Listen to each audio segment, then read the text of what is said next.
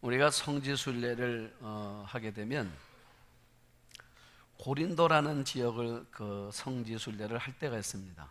이 고린도 지역을 가보면 성지순례 가운데 한 단을 우리를 이끌 때가 있습니다. 한 단이 있는데, 그런데 그 단에 글씨가 있습니다. 뭐라고 써 있냐면 베마라고 써 있어요. 베마라고 써 있는 그 고린도에 있는 한 단으로 가이드가 인도할 때가 있습니다. 이 베마인데, 이 베마라는 이름의 뜻이 뭐냐면 심판대란 뜻입니다. 심판대.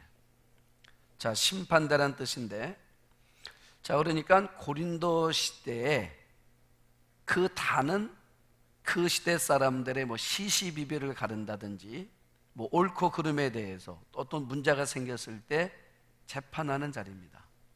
그거를 베마라고 그래요. 자, 사도 바울이 그 베마라는 그 단에 선 적이 있었습니다. 우리가 사도행전 18장 12절을 보시면 성경이 이렇게 말하고 있습니다.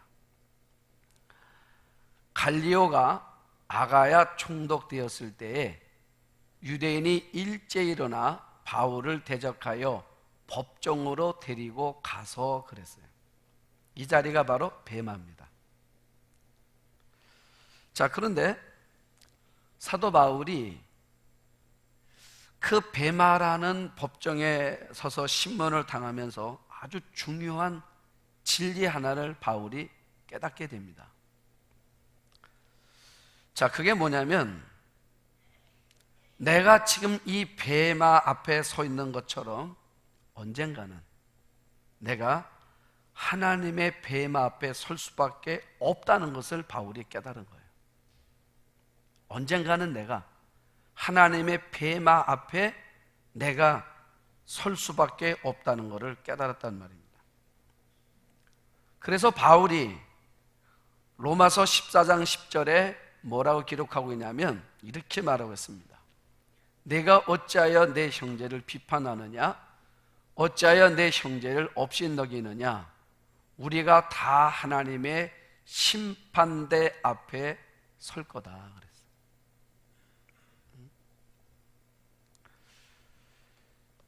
여러분, 이게 뭐냐면 베마입니다.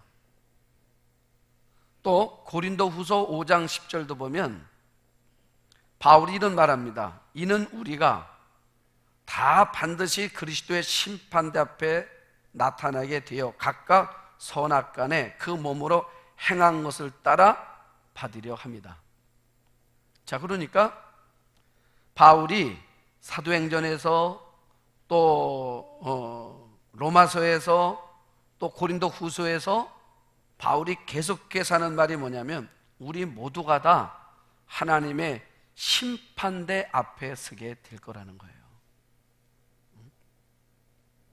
자, 그런데 그 심판대는 어떤 심판대냐? 천국이냐 지옥이냐를 결정하는 심판대입니다. 천국이냐 지옥이냐. 여러분, 우리 인생은요 누구나 예외가 없습니다. 저도 여러분도 예외 없이 누구나가 다 똑같이 마지막 우리가 베마 하나님의 심판대 앞에 우리는 서게 될 거라는 거예요.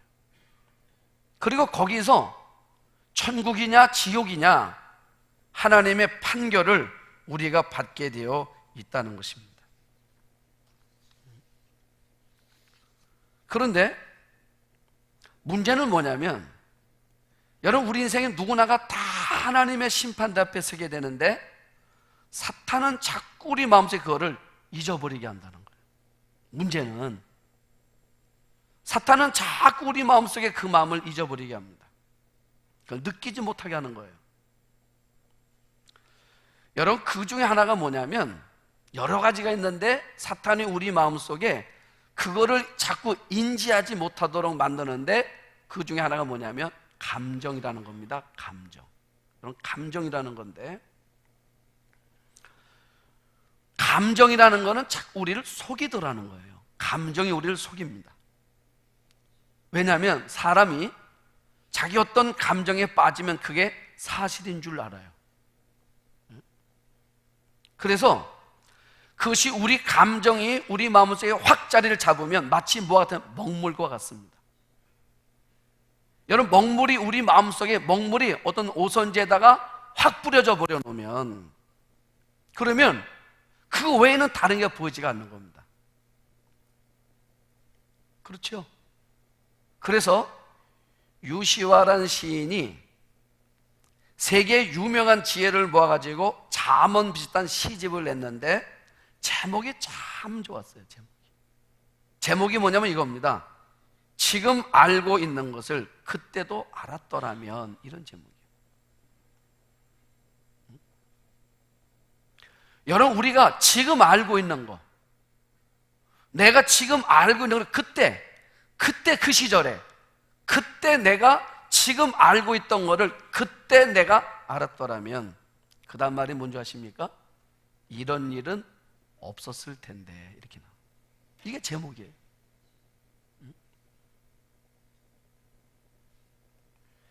지금 알고 있는 것을 그때도 알았더라면, 그러면 이런 일은 없었을 텐데. 여러분, 많은 사람들이 말합니다. 천국이 어디가 있냐고, 지옥이 어디가 있냐고, 심판이 어디가 있냐고. 그렇게 말하고 있는 그 말들이 여러분, 세월이 지나고 나서 지금이 됐단 말이에요. 내가 하나님 앞에 심판대 선 그때가 됐다는 말입니다. 막상 서보고 보니까 내가 천국이 어디 있냐고, 지옥이 어디 있냐고, 하나님의 심판이 어디 있냐고 말했던 그때, 내가 지금 다시 세월이 흘러가지고 지금 다시 심판대 앞에 서 있는 지금 이때에, 그때 내가 하나님의 심판이 있고 천국이 있고 지옥이 있다는 것을 내가 그때 알았더라면 이런 일은 없었을 텐데.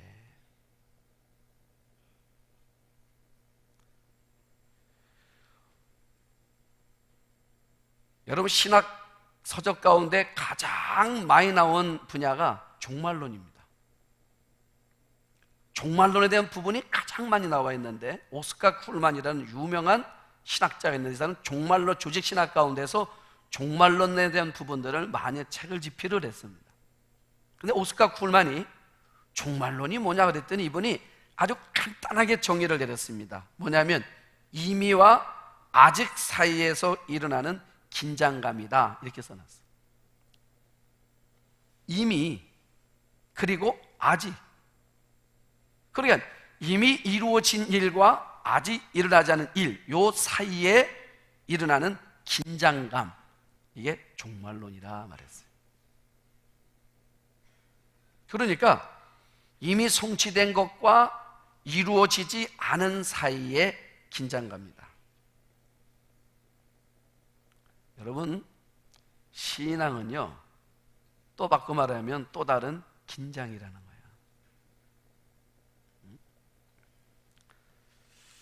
어느 모임에 갔다가 한 목사님의 간증을 들었습니다. 그분이 이런 얘기를 해요. 자기가 젊었을 때 너무 몸이 약해가지고 늘 죽음을 생각했대요. 그래서 저녁이 돼서 잠을 때가 되면은 책상 정리를 다 해놓고 마지막 기도를 늘 하나님께 드렸답니다. 이유는 내가 아침을 맞이할 수 있을까 하는 마음, 내가 새 아침을 맞이할 수 있는 그런, 자기 몸에 하도 약하기 때문에 늘 그 마음 때문에, 그래서 매일매일 저녁이 되면 자기의 삶을 정리를 했다는 거예요. 그리고 살았다는 겁니다.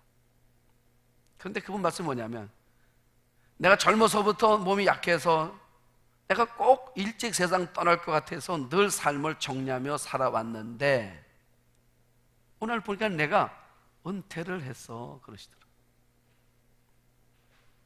은퇴를 해서 지금 자기가 오히려 더 건강한 모습으로 살고 있다는 겁니다. 그러면서 그분이 뭐라고 말씀하시냐면, 자기가 자신의 삶을 이렇게 뒤돌아보니까 내가 영적으로 가장 깊이 있는 삶을 살았을 때가 언제였는가를 이렇게 뒤돌아보니까 자기 이런 삶에 대한 긴장감을 가지고 살았을 그때가 가장 자신의 삶이 영적이었더래요.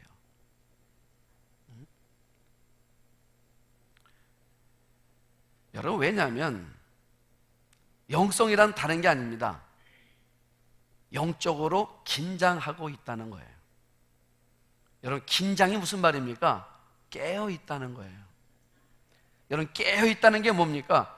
주님 앞에 서 있는 것을 늘 생각한다, 그 말이에요. 내가 주님 앞에 섰을 때 어떤 모습일까? 지금 내가 주님 앞에 섰을 때 주님은 나에 대한 평가를 어떻게 내리실까? 이게 바로 뭐냐면 내 삶을 영적으로 자꾸 깨어있게 만들고 긴장하게 만들고, 이 긴장과 깨어있음이 결국 나를 신앙 안에서 영적으로 깊이 있는 삶을 살도록 만들어 가더라는 것입니다. 그래서 신앙생활은요, 날마다 긴장하지 않으면 할 수 없는 게 신앙생활이에요. 오늘 성경은 뭐냐면 종말론에 대한 이야기입니다. 자, 제가 여러분 한번 질문해 보고 싶어요. 어떤 말이냐면, 여러분들은 종말이 있다는 것을 믿으십니까? 다시요. 여러분들은 하나님의 마지막 때가 있다는 것을 믿으십니까? 이 마지막 종말이 있다는 걸 믿냔 말이에요.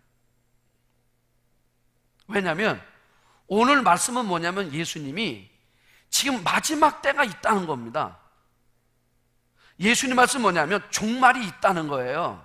종말이 있고 마지막이 있다는 것을 예수님이 전제하고, 그러면 이 마지막과 종말의 때를 우리가 어떻게 살아야 되느냐, 그거를 말씀하고 싶어 하시는 거예요.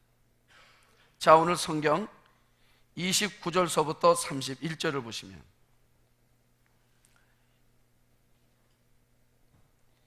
이에 비유로 이르시되 무화과 나무와 모든 나무를 보라. 싹이 나면 너희가 보고 여름이 가까운 줄을 자연히 아나니, 이와 같이 너희가 이런 일이 일어나는 것을 보거든 하나님의 나라가 가까이 온 줄을 알라 그랬어. 자, 첫 번째, 종말 신학을 가진 사람들은 때를 분별할 줄 아는 사람입니다. 종말 신학을 가진 사람은 때를 분별할 줄 안단 말입니다. 오늘 성경이 뭐라 말합니까? 예수님이 비유라고 말했어요. 이건 비유다. 자, 비유인데 어떤 비유를 들었습니까? 무화과 나무와 모든 나무를 비유로 들었습니다. 나무를 비유로 들었어요. 자, 나무를 비유를 들면서 뭐라고 말씀하십니까? 싹이 나면 너희가 그걸 보고 여름인 줄 알 거다. 자, 여러분들이 우리나라도 계절마다 꽃 피우는 나무들이 계절마다 다 다르죠? 그 여러분들이 싹이 나는 것을 보면 뭘 하냐면, 여러분 개나리가 몽우리를 치는 걸 보면서 여러분들이 뭘 알고 계십니까? 봄이 오는구나 라고 말을 해요. 봄이 오는구나. 단풍이 질 때 우리가 뭘 말하냐면 겨울이 오는구나.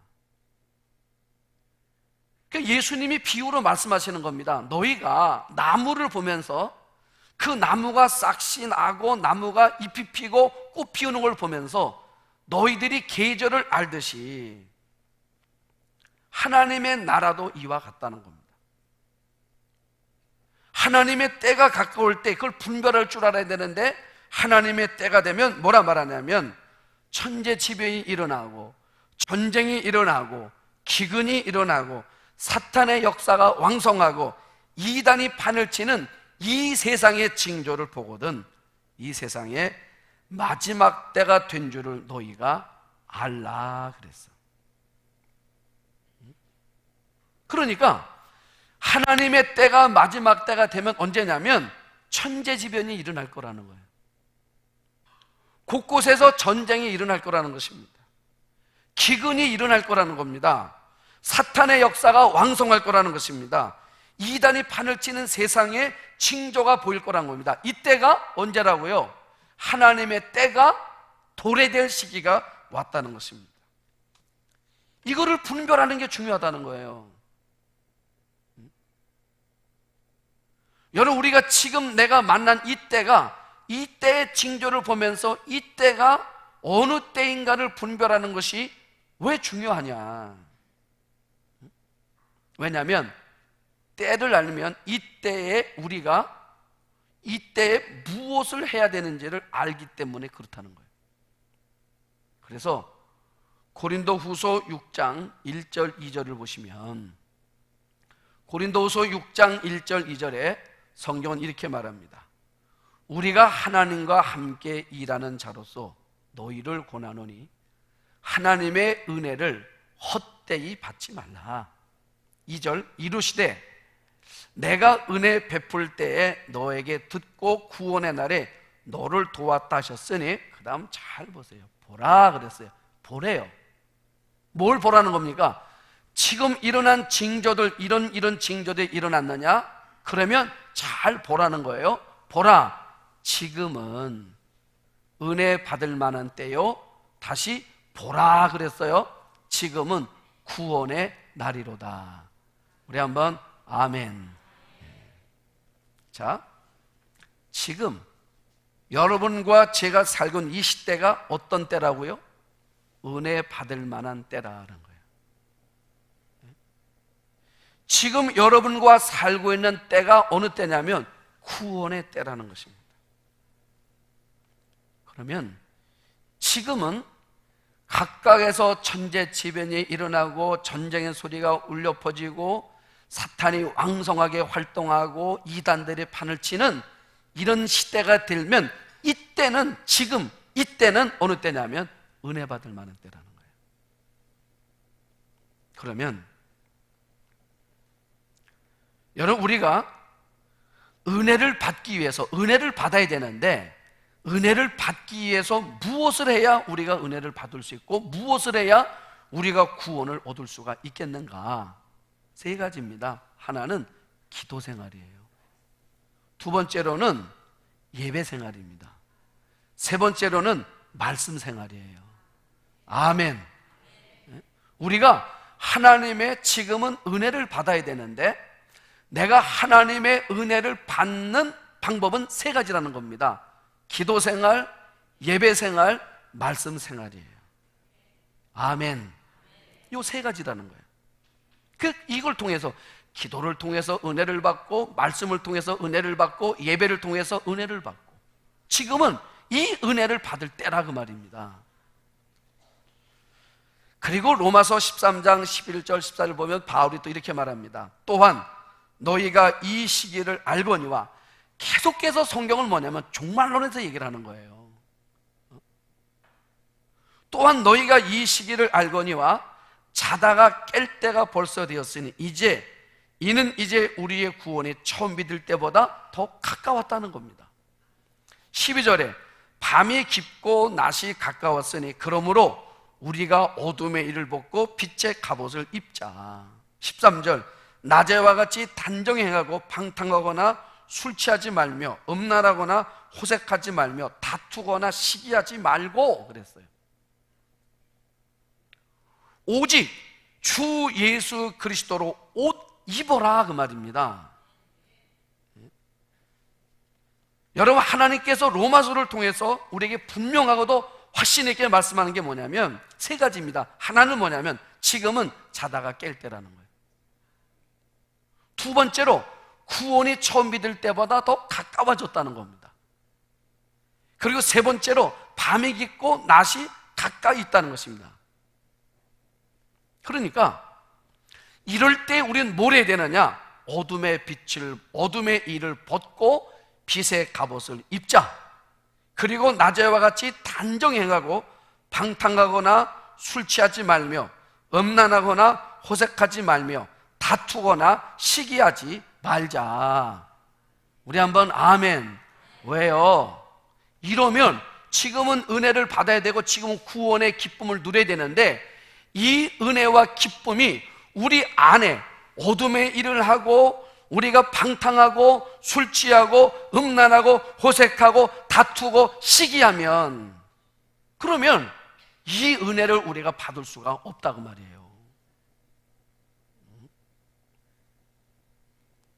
그래서 우리는 지금은 이때가 어느 때인지 때를 분별하는 그런 지혜와 그런 은혜가 여러분들 가운데 있기를 축복합니다. 그게 있어야 된단 말이에요. 지금은. 왜요? 우리가 언젠가 어디 앞에 서게 된다고요? 뱀아, 하나님의 심판대 앞에 누구도 예외됨이 없이 다 설 수밖에 없다고 말이에요. 그 다음에 두 번째로, 우리가 종말론을 갖고 종말적 신앙을 가졌다면 어떻게 살아야 되느냐? 32절 33절을 보시면, 내가 진실로 너희에게 말하노니 이 세대가 지나가기 전에 모든 일이 다 이루어지리라. 그 다음 뭐라 말합니까? 천지는 없어지겠으나 내 말은 없어지지 아니하리라. 예수님 말씀이에요. 여러분, 예수님이 뭐라고 말씀하시냐면 세상은 없어진다는 거예요. 천지는 없어져요. 그런데 내 말은 없어지지 않을 거다. 그래서 우리가 하나님의 말씀을 붙들고 살아야 되는 거예요. 왜요? 이 말씀은 없어지지 않는단 말이에요. 없어지지 않을 뿐만 아니라 하나님 뭐라고 말씀하시냐면, 왜 이 말씀을 하시는 거냐면, 이유는 나는 내가 이 말을 반드시 행하고 실행할 거라는 거예요. 우리 민수기 23장 19절을 보면 이렇게 이야기하고 있습니다. 하나님은 사람이 아니니 거짓말을 하지 않으시고, 하나님은 인생이 아니시니 후회가 없으시고. 아멘. 하나님은 사람이 아니어서, 사람은 거짓말을 한다는 거예요. 사람은 후회를 한다는 것입니다. 그렇죠? 사람은 거짓말을 하고 사람은 후회를 한다는 겁니다. 그런데 하나님은 사람이 아니시니 거짓말하지 않으시고, 하나님은 사람 인생이 아니시니 후회가 없으시고, 그리고 뭐라 말합니까? 그 말씀하신 말을 행하지 않으시며 하신 말씀을 실행하지 않으시겠느냐. 여러분, 무슨 말입니까? 하나님은 말씀하신 거는 실행하신다, 그 말이에요. 하나님 말씀. 나는 뭐라 말씀하십니까? 내가 너희에게 뭘 준대요? 평안을 준대. 내가 너희에게 평안을 준다. 내가 주는 평안은 세상과 같지 아니하니 세상과 같지 않은 평안을 하나님이 내게 주시겠다는 겁니다. 그러니까 하나님은 사람이 아니기 때문에 거짓말도 안 하시고 하나님 후회도 안 하시고, 하나님이 약속하신 것은 반드시 지킨단 말이에요. 그러니까 하나님 우리 마음속에 평안을 준다 그러면 우리 안에 뭐가 온다는 겁니까? 평안이 오는 거예요. 여러분, 그러려면 우리가 말씀이 있어야 됩니다. 우리 안에. 한번 여러분들이 한번 집에 돌아가시면 백지를 꺼내놓고 여러분들이 외워서 쓸 수 있는 성경이 몇 구절 되나 한번 써보십시오. 한번 여러분들이 몇 절 정도 쓸 수 있나? 내가 암송하고, 내가, 왜냐하면 하나님의 천지는 없어지도 없어지는 하나님 말씀밖에 없다는데, 없어지지 않을 뿐만 아니라 그 말씀은 하나님의 말씀이기 때문에 그 말씀대로 하나님은 그대로 행하신다고 말씀하고 계시는데, 하나님이 행하신 그 말씀을 나는 몇 절 정도를 외우고 있는가? 쓸 수 있는가? 한번 써보세요.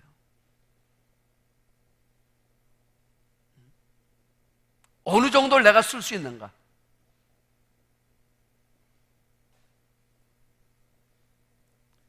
혹시 내가 썼을 때 100절이 넘는 분을, 만약 혹시 100절이 넘는다 그러면 사무실에다가 한번 말씀을 해주세요. 100절이 넘거든요. 내가 암송해서 쓸 수 있는 성경 구절이 100절이 넘으면 사무실에다가 한번 여러분들이 말씀을 해주세요.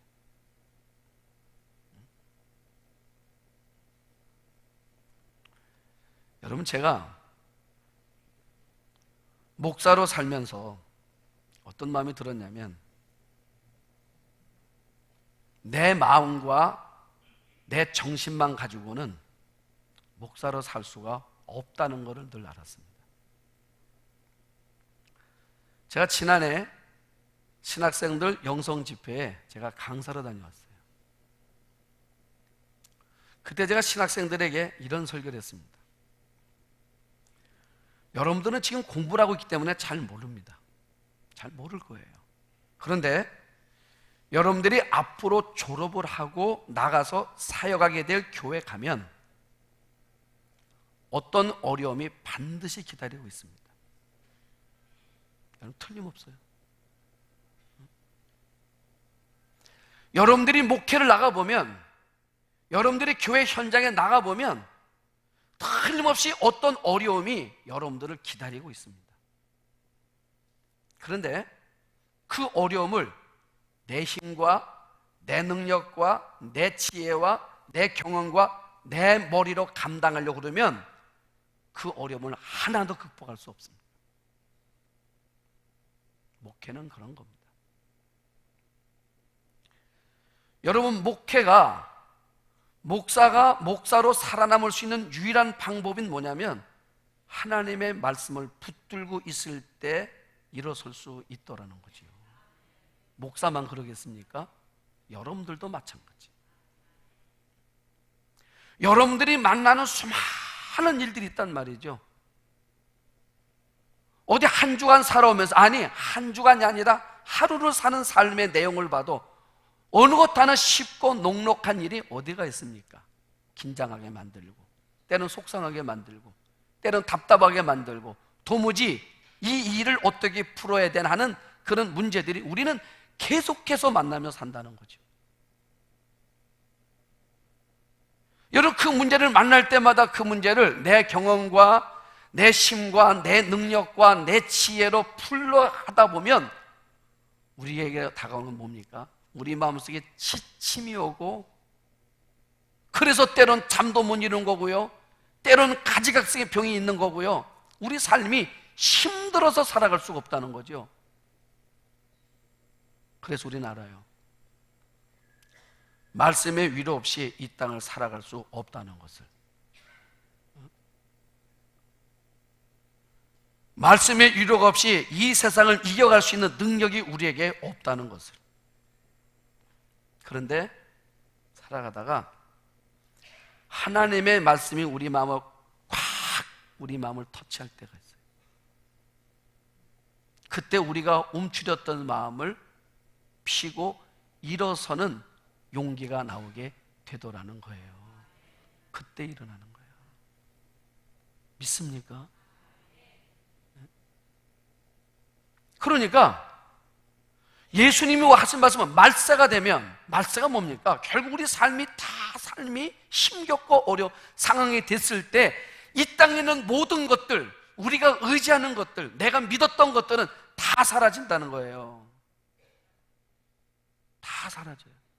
건강이요? 건강도 다 사라져요. 물질도요? 물질도 늘 우리 곁에 있는 게 아니에요. 지식이요? 여러분, 세월이 지나가게 되면 지식도 다 의미가 없어져요.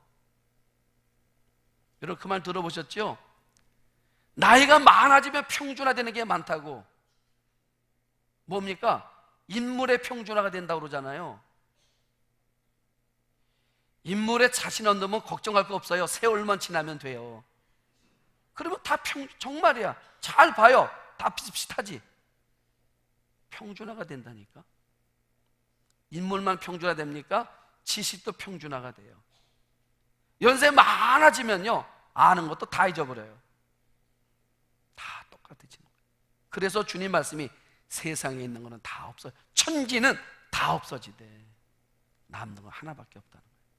따라합시다. 하나님의 말씀.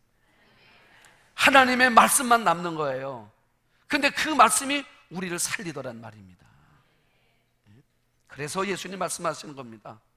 마지막 때가 되면 될수록 말씀을 붙잡으라고. 다음 세 번째로, 종말신앙을 가졌다면 우리가 어떻게 살아야 되느냐. 34절 35절을 보시면 이렇게 말합니다. 너희는 스스로 조심하라. 그렇지 않으면 방탕함과 술취함과 생활의 염려로 마음이 둔하여지며 뜻밖의 그날이 덫과 같이 너희에게 임하리라 그랬어요. 여러분, 우리가 이 땅을 살아가면서 사람의 마음을 둔하게 만드는 게 세 가지가 있대요.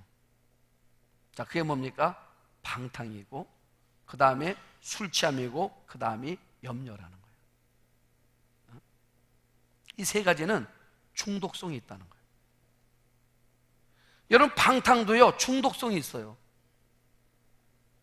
술취함도 중독성이 있습니다. 염려도 중독성이 있습니다. 그래서 어떤 사람들은 어떤 일을 만나게 하면 덜컹 하는 거야. 먼저 덜컹부터 하는 마음이 있어요. 그래서 이게 습관이 돼버렸습니다.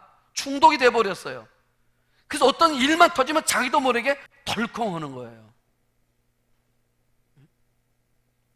여러분, 왜 방탕과 술취함과 염려가 왜 우리 마음을 둔하게 해주면서 문제되는 게 뭐냐면, 그러면 우리의 영이 마비되더라는 거예요. 반대로 영이 마비되는 거예요. 우리 영의 센서가 작동을 못하는 겁니다. 방탕하고 술 취하고 염려가 많아지면 영적 센서가 활동을 해야 우리가 영적 에너지를 가지고 이 세상을 이길 수가 있는데, 이 염려가 영적 센서의 작동을 못하게 만들어버려요.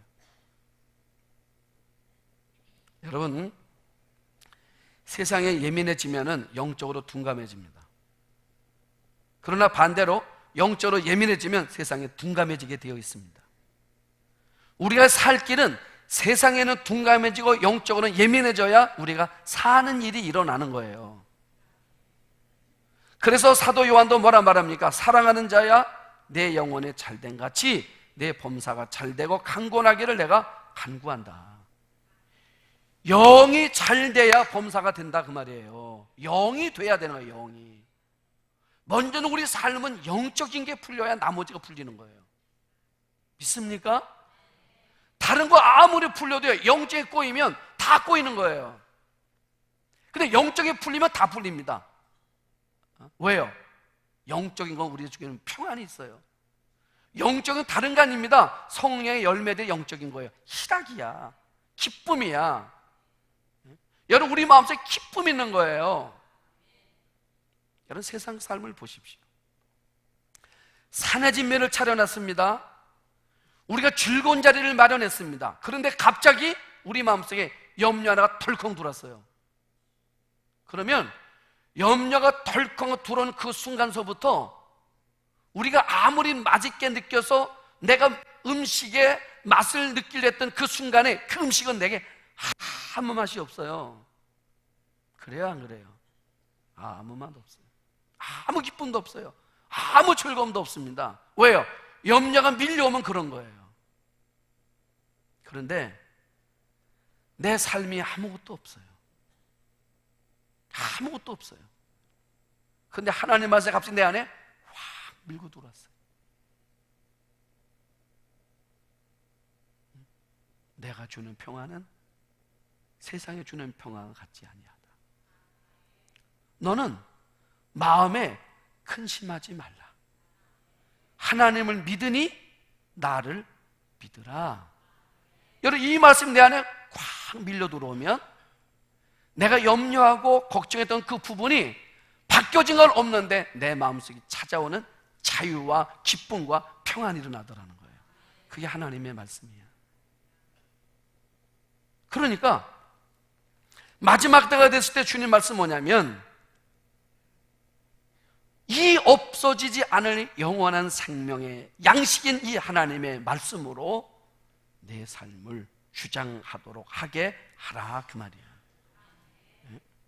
마지막 네 번째는 뭐냐면 36절서부터 38절을 보면, 이러므로 너희는 장차 올 이 모든 일을 능히 피하고 인자 앞에 서도록 항상 기도하며 깨어 있으라 하시니라. 예수께서 낮에는 성전에서 가르치시고 밤에는 나가 감람원이라는 산에서 쉬시니, 우리 38절은 다 같이 시작.